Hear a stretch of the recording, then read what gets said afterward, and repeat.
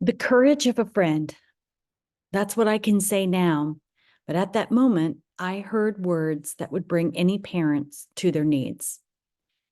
From the voice of an angel, a friend of my daughter, I knew her. Her voice was familiar to me. We had communicated mostly before by just text. This time, she really wanted to talk to me and by phone. It was unusual, I thought, for a teenager. I spend a lot of time on the phone in my business, so we scheduled a specific time to talk rather than playing phone tag. Her voice was sweet and kind, a little shaky. She asked me if I'd talked with my daughter recently.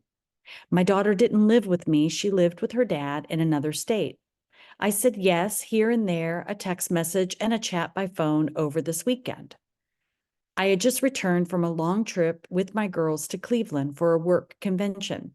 We had so much fun there, but I could tell as my daughter's senior year of high school was beginning, something was seriously off. I knew my daughter had been in pain. She was struggling with something. She had lost quite a bit of weight, so much weight. She couldn't eat. She wouldn't eat. She wasn't sleeping. She complained of headaches. She had stomach pains. My mind raced. Was it depression? Was it anxiety? There seemed to be nothing physically wrong. My daughter had even requested that perhaps she should speak with a therapist. Not knowing the extent of her pain, as parents, we were slower to pursue this than what we should have been. My daughter's friend warned me that my daughter felt hopeless about her pain and that she had confided in her friend that she did not want to go on and that she'd made plans for suicide. What? How could this be? My bright, beautiful, caring, empathetic baby girl. I dropped everything. I called my husband, who was out of town working, and immediately arranged to fly to her. I called her father and advised him. I asked him to drop everything and go pick her up from school and to not leave her alone.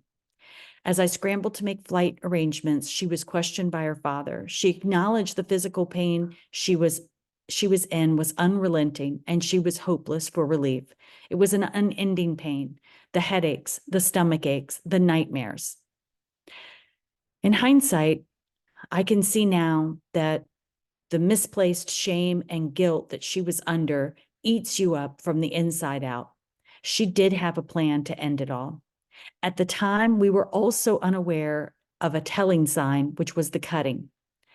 Cutting her body expressed a pain that she couldn't express, a temporary relief from internal pain as the mind and body focused on external pain. My flight from California to Texas felt like eternity. I quietly sniffled and cried in my window seat, and I prayed, God, save my baby girl. I will forever be grateful for the courage of her friend to tell me of my daughter's plan to commit suicide, even at the risk of severing their friendship forever. If you know something, say something, speak up. Losing a friendship is far less significant than someone making a fatal decision to end their life. Later, their friendship was restored. And I also became certified as an Ending the Silence suicide prevention speaker at high schools, encouraging young people who often do know something to say something, to speak up. If you or anyone you know needs help regarding suicidal ideation, contact the National Suicide Prevention Hotline simply with 3 numbers, 988, or you can dial 1-800-273-8255.